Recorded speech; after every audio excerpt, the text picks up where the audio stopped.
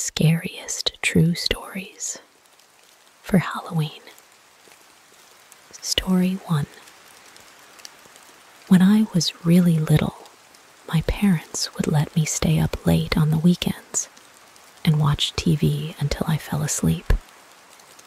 I really loved these times, and I would stay up later than anybody else just because I could. Well, one night, I was almost asleep on the couch when I heard a noise on our front porch. It was the sound of our old-fashioned porch swing moving back and forth. I was a little scared, so I crept toward the bay windows of my living room and peeked out towards the porch.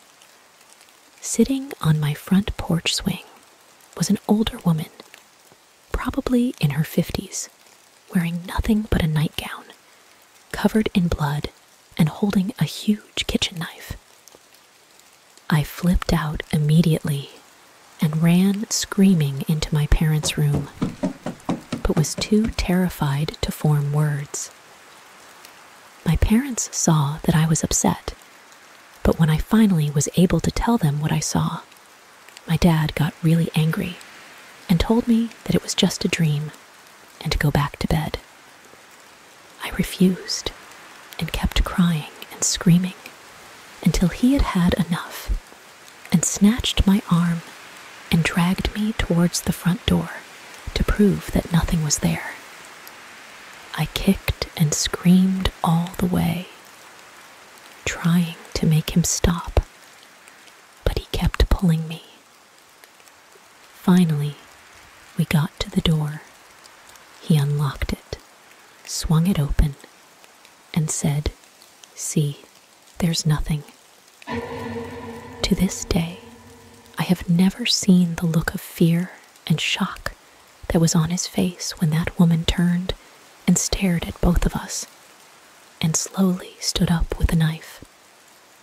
My dad slammed the door shut and got my mom to call the police while he went and got his gun. He went back to the door with a 12 gauge and cracked the door enough to stick the barrel out. He asked her what she was doing, and she said, "Somebody killed my husband, but it wasn't me." My dad told her that the police were coming, and she freaked out, grabbed the knife, and walked away. The police found her 15 minutes later, trying to break into one of our neighbors' houses. I never slept in the living room again. Story 2. My family has lived in rural Nebraska since they immigrated from Germany in the mid-1800s. Near the turn of the century, disease was pretty rampant in the homesteading area, and it killed off members of almost every family. When someone died from illness, time was of the essence in burying them, as not to let the virus spread from the deceased to the living. This meant no wake periods.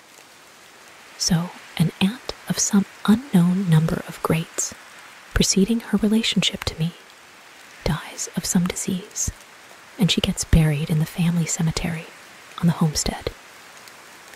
The dogs were very fond of her, so it wasn't too surprising that after the funeral, the 2 dogs stuck near the grave. The rest of the family began to think something of it when, a week and a half later, the dogs were still visiting her grave almost constantly. But they weren't just at the grave. They were visibly distressed, frantic, and often barking while there. This goes on for maybe 2 weeks when the family decides to check it out. They dig the casket up and open it. The deceased's hair has all been pulled out. Her fingers are raw and bloody and mangled from where, the inside of the casket door, they can see deep scratches in the wood. She was comatose when they buried her, and she came to while underground, spending probably her last 5 or so days alive in a buried casket. Story 3.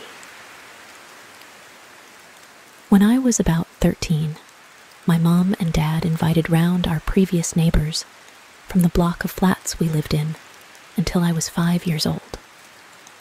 Anyway, I'd been sent to bed, but could still hear everyone talking about this and that, until the woman neighbor said, "Hey, Digsy's mom, do you remember when Digsy used to complain that there was someone in his room? Well, there's a family that's just moved into the floor above who have a 3-year-old son. He is complaining of the exact same things Digsy did." This creeped me out. I had no recollection of any of this, so the next day asked my mom. Her first reaction was, "You don't remember?" Then she told me all about the weird stuff that used to happen. Footsteps up and down the hall, shit going missing and stuff. She said the final thing to happen was when she was listening to a record one day, and it started to slow down, like someone was holding a finger gently on the platter, till it finally came to a stop. My mom said she snapped at this point and started shouting, "Will you leave us the frick alone?" As soon as she said this, the record went straight back to playing normally, and we never experienced anything again. I've never experienced anything like that since, and these days I'm quite skeptical of such stories, but I believe my mom. Strangest thing is how I found out about it, from someone else 10 years later experiencing something similar. Story 4. So, my mom remarried about 2 years ago. My dad died when I was 12, so she had been widowed for over 10 years. This new relationship was very whirlwind, with them meeting, dating, and getting married within 3 months. I didn't know much about the guy, but my mom was happy, so I just tried to be supportive. She moved into his house in upstate Virginia and invited my fiancé and I to spend a weekend in her new home, getting to know her new husband. My mom's new home was pretty isolated. It sat on a few hundred acres of lovely rolling hills and was very picturesque. I was nervous about getting to know this guy, but really trying to make the most of it. Over the course of our first day there, though, I felt more and more uneasy. I didn't think it was weird, just silly. My mom's new husband was being very welcoming and friendly. We were being made to feel very at home, yet I still couldn't shake this oppressive feeling. I finally chalked it up to me being more upset about my mom getting remarried than I was willing to admit to myself. We spent most of the day wandering around outside, since I felt worse when indoors. That night, my fiancé and I showered together. When I turned my back to him, he stopped talking mid-sentence and asked, "What did you do to your back?" "Well, nothing." "Why?" "You have a large bruise." I hopped out to try and see it in the mirror. I got back in, and we finished showering in silence. Then it was off to bed. The one window in our room looked out over a pitch-black empty field. but I couldn't sleep until I hung something over the window. I felt sure that otherwise someone would watch us through the window. The next morning, I had a complete meltdown. I woke up and just couldn't stop crying. I told my finance we had to leave. He tried to calm me down by telling me all the things I had been telling myself. My feelings of anxiety were just a result of seeing my mom with someone. The longer I spent with them, the easier it would become. But I just had to leave. It was only Saturday morning, and we were supposed to stay until Monday. But I felt completely hysterical. I knew I was on the verge of a panic attack, and my only concrete thought was I had to stop crying long enough to make our excuses and get the hell out. We did. As soon as we were on the road, I felt like a weight had been lifted. I was even feeling embarrassed for my behavior, hoping I hadn't insulted my mom's husband by leaving early. Then my fiancé broke the silence. That bruise on your back, did you get a good look at it? I had. It looked like some had touched the middle of back, with fingers spread wide, with their hand at a tilt. I want to make completely clear, no one had touched my back the previous day, especially hard enough to bruise me. Cut to 3 weeks later. My mom comes to visit me. The entire time she's hounding me to come stay with her again. After finally trying to change the subject for the 5th time, I level with her. Before I've even finished telling the story, her face is white as a sheet. She tells me she has been feeling the same way in the house. She hates it. She wants them to move as soon as possible.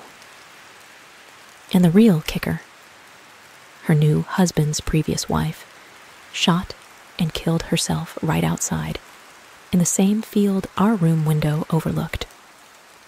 Story 5. I was about 4 or 5 years old, and my parents had just separated. My mom was living in a 2-bedroom apartment. I had my own room, but I preferred to sleep in her bed whenever I was staying with her. Our 2 bedrooms were at the end of a hallway, directly across from each other. Our apartment was on the 1st floor, and I remember that it was in the middle of the summer, and my mom had a window open her room, which was directly behind the bed, above the headboard.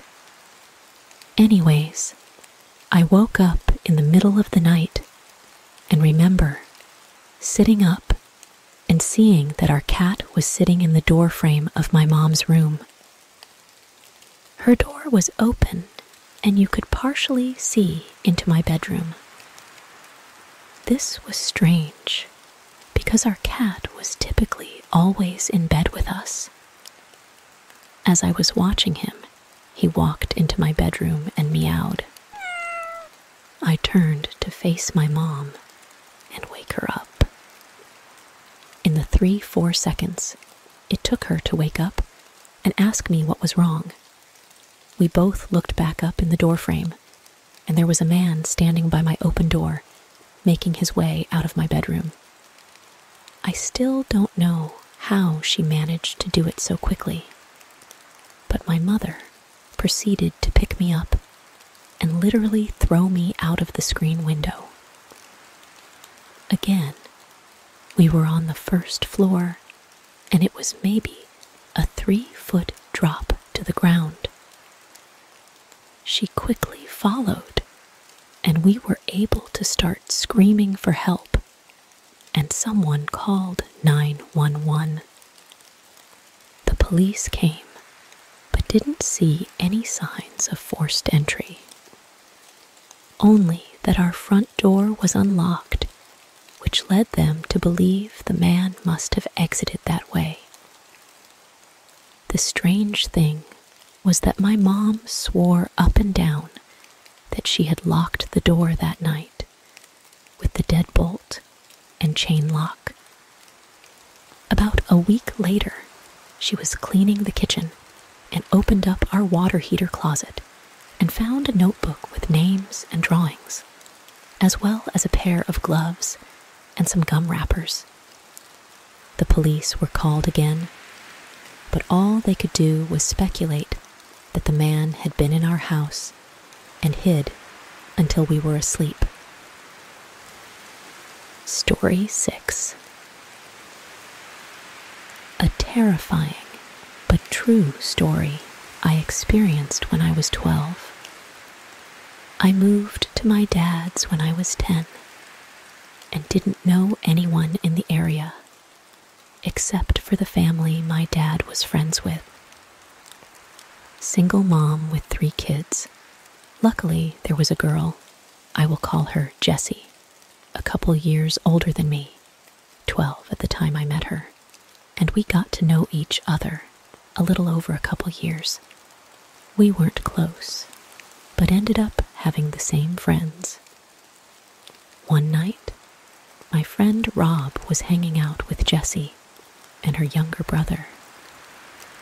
They happened to be in the house alone because Jessie's mom was at work. This is where the story gets terrifying and sad. Her mother has been helping this one lady through her work and got to know her fairly well. She found out her sister was in a mental institution and was let out recently. The night Rob is hanging out with Jessie, they get a knock on the door. Jessie thought it was just their mom. She knocks a certain way when coming in and answered it without thinking. Rob wasn't supposed to be there, and he took off through the window to his house down the road. He never thought twice about it. But the person at the door wasn't her mom. It was the sister of the lady her mom was helping. And she figured out through talking to her sister where her family lived and her mom's working schedule.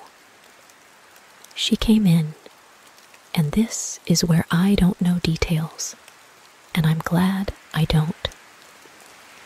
Jessie's younger brother got away to the neighbors to call the police. The lady brutally murdered Jessie a week from Christmas, decapitated her, and left her body naked in a bathtub, hid her head. They had to look through the presents, and I don't know where they found it, but they did. I wasn't allowed to go to her funeral. Story 7. About 5 years ago, my mom started dating a guy she met on a dating site. That part is fine. I had recently started dating the woman who would later become my wife, and we had met online. I'll just refer to her as my wife for this story. Anyway, my wife and I never really liked this guy. We didn't think he was mean or anything like that, just a little creepy. He was quiet. He kept his eyes closed a lot, and occasionally said odd things like offering my wife a chocolate and then popping one in his mouth, closing his eyes, and moaning as he let it melt in his mouth. One time my wife and I were visiting my mom, but she got called into work, so we waited at her house. Her boyfriend was over, but he spent the entire several hours just hanging out in her bedroom with the door closed just before Christmas, my mom and this guy started having some difficulties. My wife and I were visiting her for the holidays, and she dropped all of her problems on us, and we listened carefully and told her our opinions and suggested that she would be better off without him. She already had her mind made up, though, and decided to break up with him on Christmas Eve. We spent the night at my mom's and got up early on Christmas morning to visit my dad at his house. We didn't plan to spend the night at my dad's, but we got snowed in, which was actually a nice Christmas surprise. The next day, we left as soon as we could get through the snow, and my wife suggested that we stop by my mom's house on the way so that we could see if she was okay. My wife just had a really bad feeling about my mom's now ex-boyfriend. My mom's car was in the driveway, but that doesn't mean much because she lives close enough to work that she often walks and it hadn't snowed in her town. She also never locks her door, which drives me crazy, so we let ourselves in. That's when we see blood oozing out of the refrigerator's water dispenser.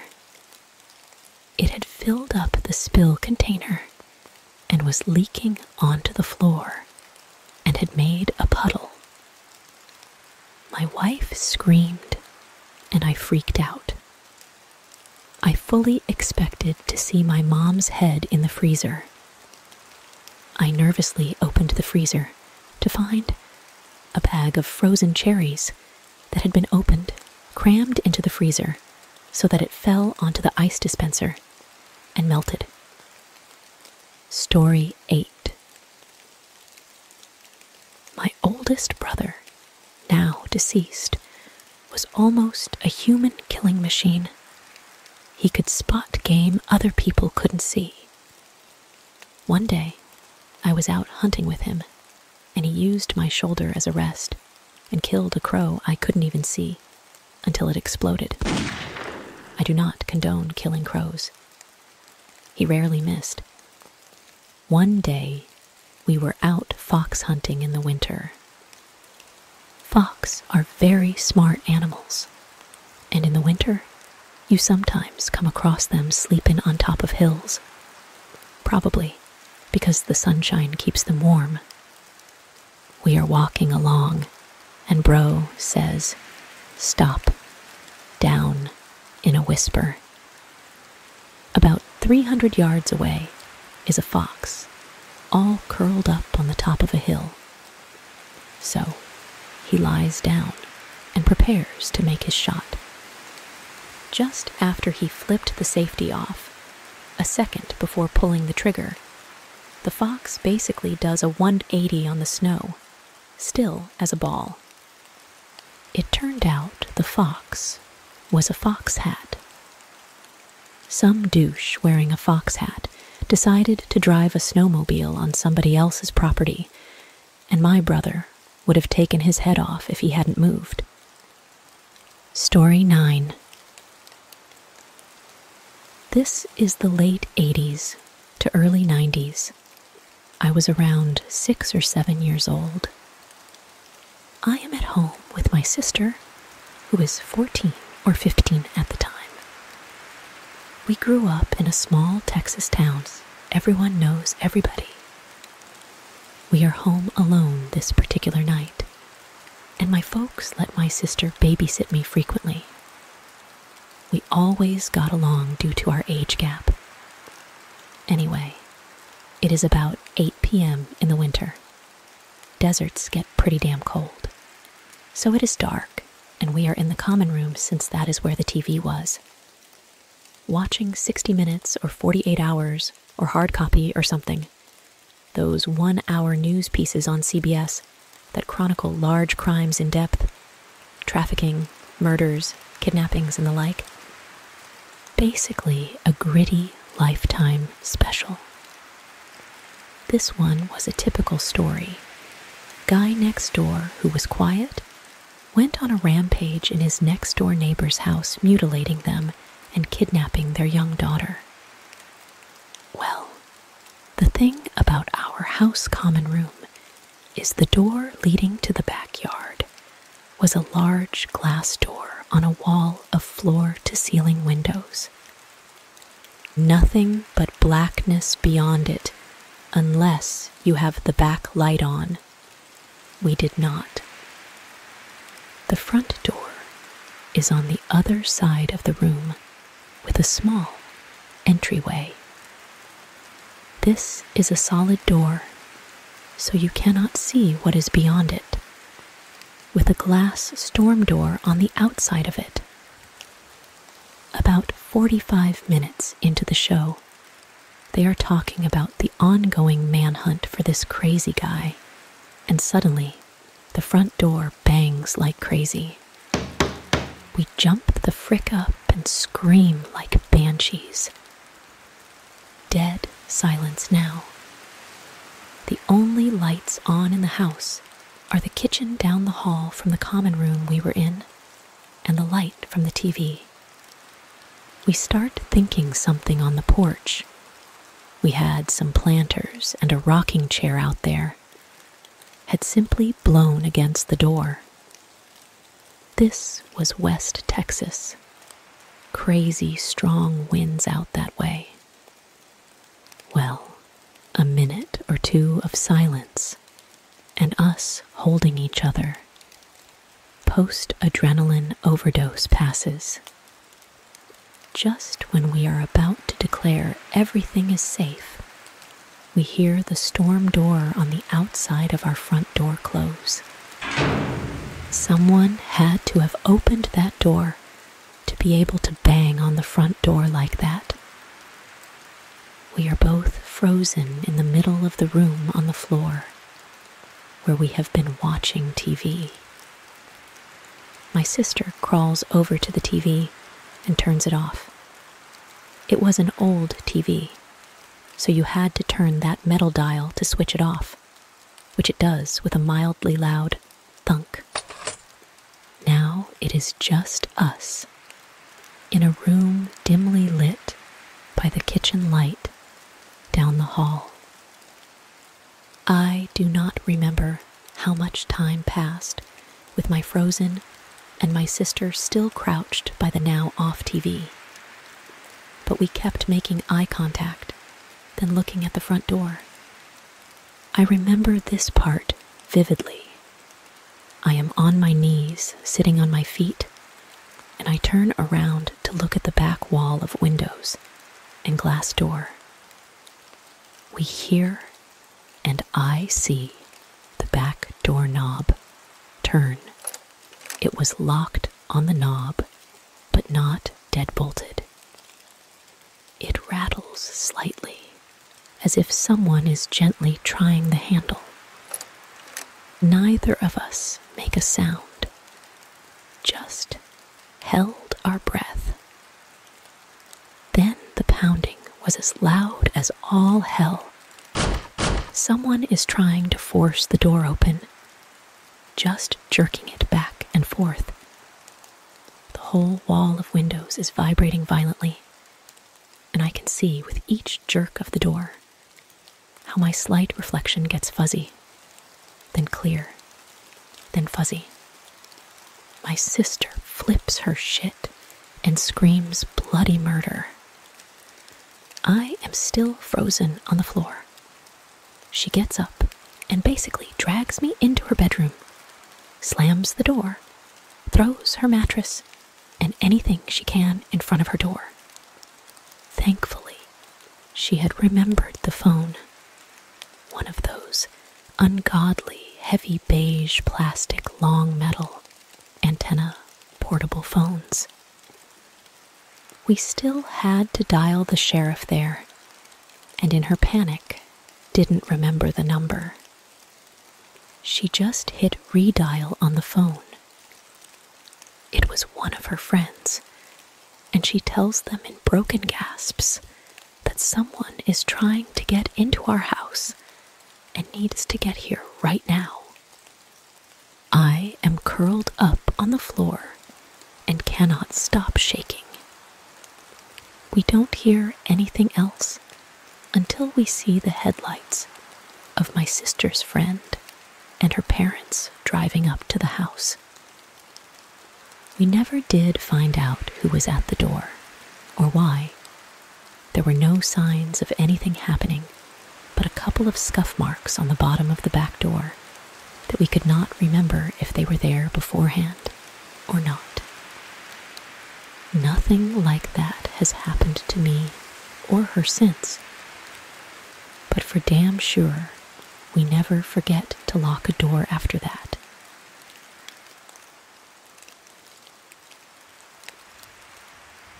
Which story did you like the most? Let me know. Are you excited for Halloween? And me singing, maybe, maybe not.